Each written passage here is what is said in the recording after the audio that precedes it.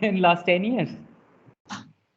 Absolutely, I agree with you. I mean, the effort you put into this process, and probably that's why maybe it's not given enough attention. It's people see it as a distraction. I don't know what you think.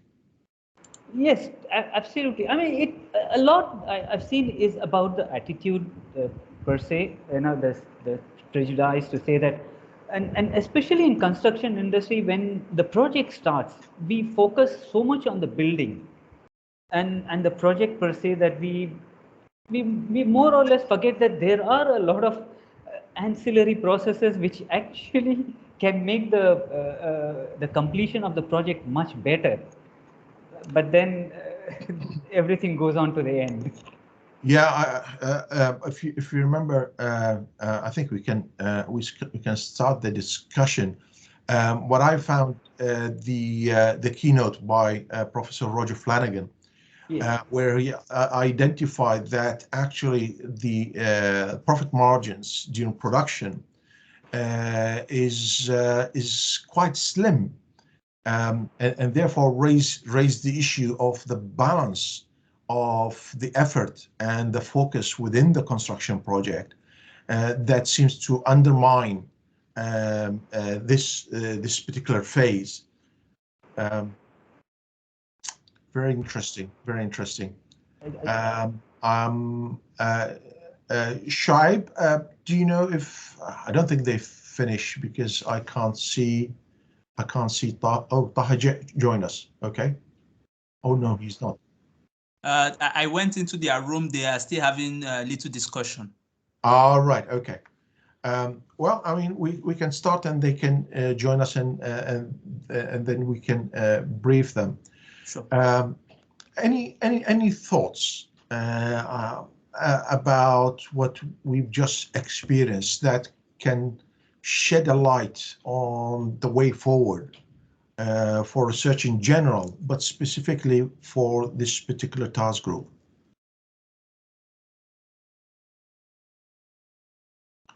If I may start. Sorry, Chris. Yeah. So sorry, I've got my boys at home, but I thought you made a good point in terms of, you know, like during the last keynote about sort of cross-cut, not just the cross-cutting themes, but using this environment to reach out to other communities. And I just think I think, you know, certainly the smart and the digital technologies have got a big role to play in connecting to other environments, you know, looking at what they're doing, and also learning from them. But I think we could quite easily reach out through this type of session and maybe workshops leading up to the next conference. Yeah, I think, Chris, the point is being relevant. I think when you talk to a number of colleagues who are, you know, champions of research in their own country, doesn't mean the country is well known for its research. I remember one colleague from Egypt, and when she was talking about some of the challenges they're facing, I haven't come across it in any other country in terms of providing advice and guidance and engaging users due to the nature of how the built environment is not only used, not only how it's built, but how it's adapted. It's that they face a problem that after the built environment has been developed and delivered, the user starts thinking in a different way about how to expand it, extend it, that undermines even the integrity of the structure itself. So there are opportunities, and I think that's an interesting point that we need to explore in some of these mini events. Also, something that I had the privilege of going through a number of the papers and the presentations, we still seem, and tell me if that was not is not a fair comment. It seems that we're approaching a revolution in a piecemeal way. And I hope Ibrahim doesn't mind. Ibrahim, in the previous track, was talking about AI and applied to cost estimation. And Narayan, with us now, was talking about how to digitize claim management.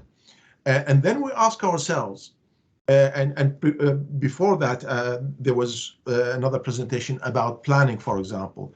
And then we ask ourselves about the diffusion and why the industry is not picking up.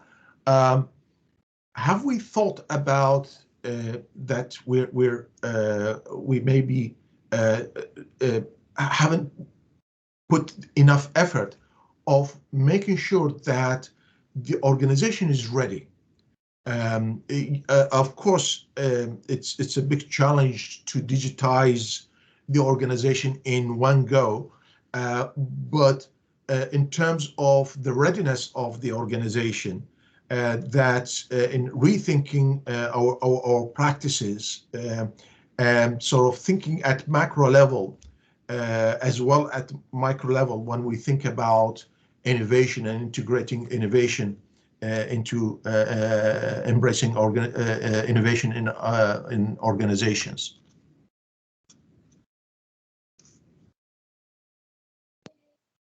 I think certainly some of the cultural implications of different organisations and challenges in different countries. I think there's lots of different facets of that. I think when I think of big organisations and big estates, there's different challenges in the different buildings in the estate, and the different buildings serve different purposes for different communities, and we're not always ready. We're not always considering the changes that we make that are right for the people, that make use or exist around those built assets. And I think we've just got to learn how to do things at a whole level and how we do things piecemeal. And I think it's very much going to have to be like that. We're going to have to do some things as and when we've got funds, and some things can be very much exemplar whole scale approaches. And we'll see which ones work the best, really, and bring about the changes that we want. I think the other thing that the digital revolution can bring is greater adaptability and flexibility of resource. I think there's, when people go into the buildings, they do experience them in a different way to which they were designed. But we can maybe learn more about what people do within a space. And then really sort of take that forward and then adapt that space either digitally or physically to meet the needs of the occupants. I think that's something I've not seen us do yet. Like have a digitally responsive built asset. Thanks, Chris. I think that's a critical point, talking about the example that I shared with you, where what they have is that the user adaptation of the building is uncertain, and therefore what they were looking for, rightly as you said, a building that is flexible and adaptable, that capable of withstanding many different scenarios when it's come to expanding the building. I think the other group have joined us. Welcome. We started the discussion, I hope you don't mind, and we identified three main issues, if I may.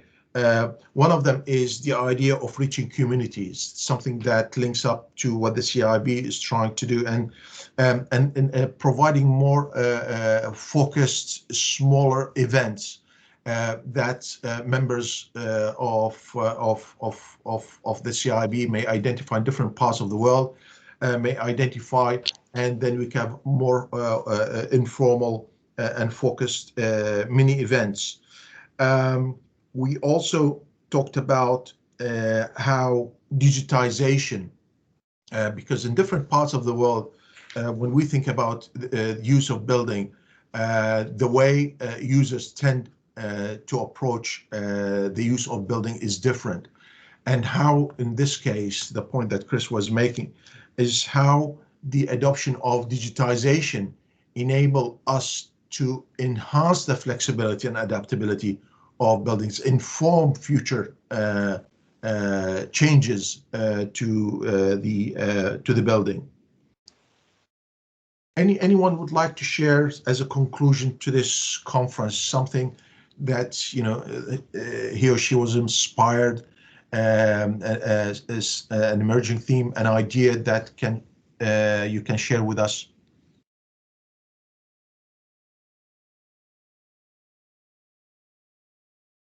Well, for me, this is Shoaib. Yes, Shoaib. I think that my key takeaway from this conference is two things. The first of the things is collaborative, working. There's the need for more collaboration between, the academic researchers and the industry practitioners to be able to drive, the innovation within the construction sector. So there's urgency within, in this regard. The second thing for me is the issue of education. I think that the next generation of built environment experts needs to be much more enlightened and educated, probably through changes to curriculum within the university environment, or through some sort of finishing school that can then, prepare them to ensure that this innovation that we're talking about is truly imbibed within the construction industry. Thank you. I think, Shoaib, that's. I think the last point is very important. Is that we need to reevaluate what we're doing in universities based on the revolution that's happening across the economy, and therefore reflect back, as you said, an enlightened professional. Are we providing the right mix of subjects and learning opportunities? Very interesting comment, Shoaib. Anyone else would like to share with us thoughts? Yes, Taha. Yeah, okay. I want to reflect upon the issues, the main themes raised in the conference, and this may also trigger some thoughts and ideas to be contributed. So the presentations and the papers which will be in the conference proceedings, and also we produced a book of abstracts. All these will be available on the conference website. So the main themes: integration of data and information, business models for smart built environment, automation and robotics, the impact on culture of smart built environment, digitalization of the construction sector, intelligent buildings and infrastructure, digital engineering and BIM implementation, Internet of Things, real-time monitoring and control, sustainability and the environment, design for smart built environment, economics and management of smart built environment, accelerating innovation process, performance measurement, agile and lean thinking, resilience engineering, and policies and regulations. So these are the main themes addressed by the publications in the conference. So if that can also trigger some ideas and discussions, please. Thank you very much, Taha. We have Narian. Narian? Yes.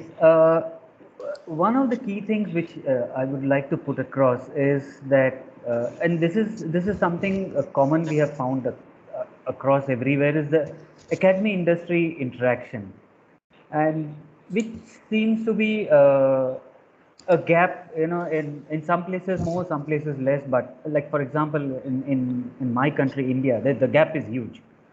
So, and also from the research, especially on technology, remains boxed up for most of the time in academics, and the practical application or the commercialization, is a very small percentage goes there. So maybe we need to look more towards the interaction and how it could benefit the industry and vice versa. The knowledge flow has to go both ways. So that's something a platform like this could actually be beneficial. Thank you, Narian. I think you hit the nail on the head. When it's come to research, the word academic, and please excuse me for saying this, it's being used to mean irrelevant, and that's where we need to bring the industry. And I have colleagues who say, when I work with industry, they're not interested in concepts, they're not interested in theories, they're only interested in get this done, get this plug-in to work. And I think we need to create those partnerships, and the CIB has an important role to play by attracting more people from industry and therefore encouraging that interaction between industry and practice. Don?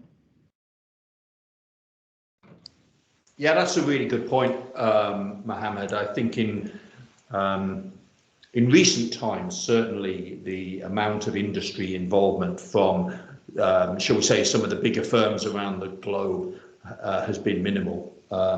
We've got some of the key professional bodies involved, but that's as far as it goes. So you make a very good point in terms of us needing to develop a new strategy, potentially a new pitch, frankly, to reach out to the sorts of firms that have, well, let's start with firms that have the job title Innovation Director, or Director of Continuous Improvement, or Director of Learning, these sorts of job titles. Yeah, thank you. I as soon as you made the point, I made a note to add that to my to-do list for 2022. Thank you. Oh, thank you very much. Sharon.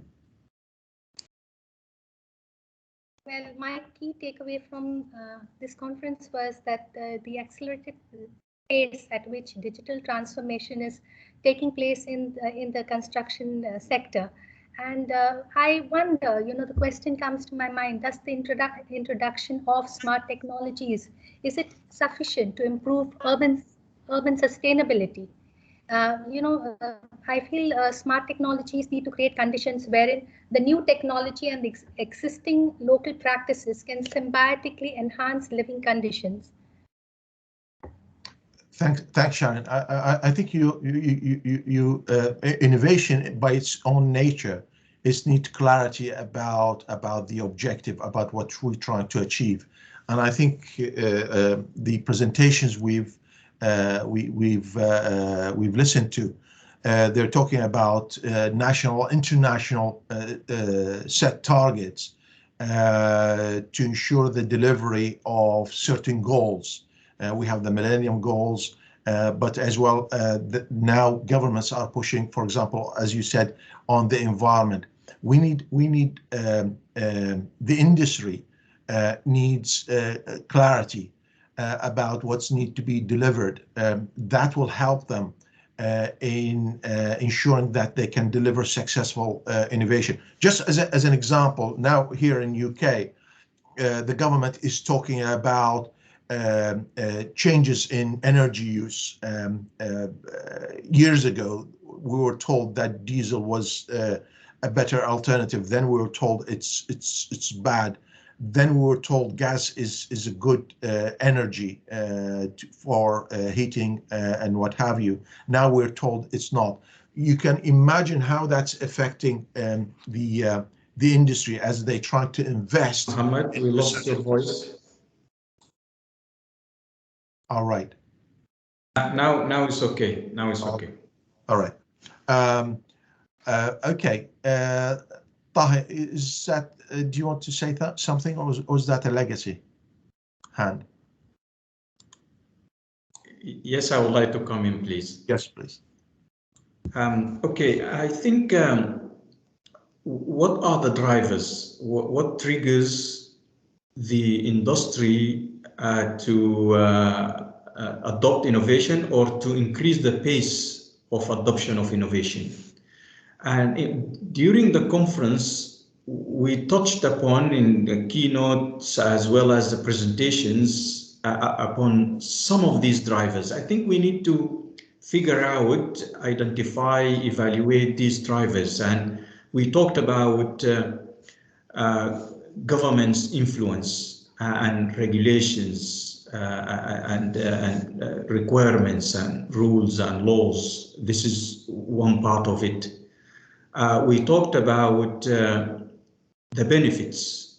So the industry, when they see the benefits, and benefits could be for a whole range of sets of benefits, they can also be keen and encouraged to adopt and increase the pace of adoption of innovation.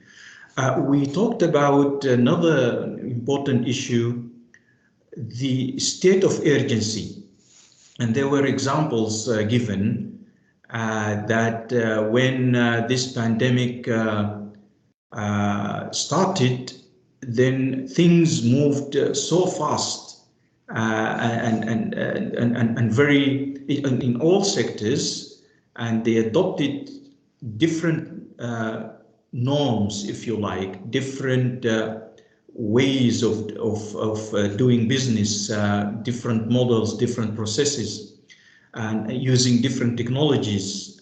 So also, what can develop that kind of state of urgency is another issue. So we need to figure out these influential factors which will increase the pace of innovation and adoption of innovation. Thank you, Taha. You've touched on a topic that I'm really very interested in exploring, and I've been encouraging students, to do their dissertation. Is that the emergence of a new branch of industry with it that contributes to the delivery of the built environment. They think of startups. They think of if you think about any business, they're in to make profit, to expand and grow. And if you think when the government says, for example, in the UK, says we need so many millions of houses by so many years, and you know that the capacity of the existing industry is limited, why? I will be surprised not to see companies to say, how difficult is it for us that we're, for example, building cars? Why can't we build houses? And they come up with that. With they're already digitally enabled. They're already in their own business. They're capable of deploying such tools. So I think there's this is part of history, and I think Don probably remembers this. In the 1990s, when John Egan was talking about how the Japanese do things and build buildings, I remember in Building Magazine, someone says, wrote an article and said, well, this is how we build buildings here in UK. And if you want the Japanese to build it to you, you can always go to Japan.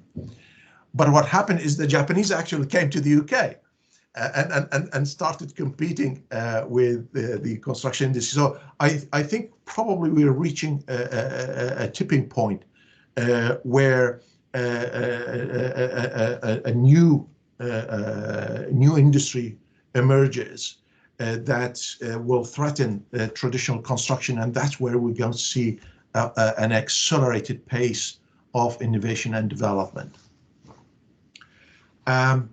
Anyone else would like to contribute, to make a comment?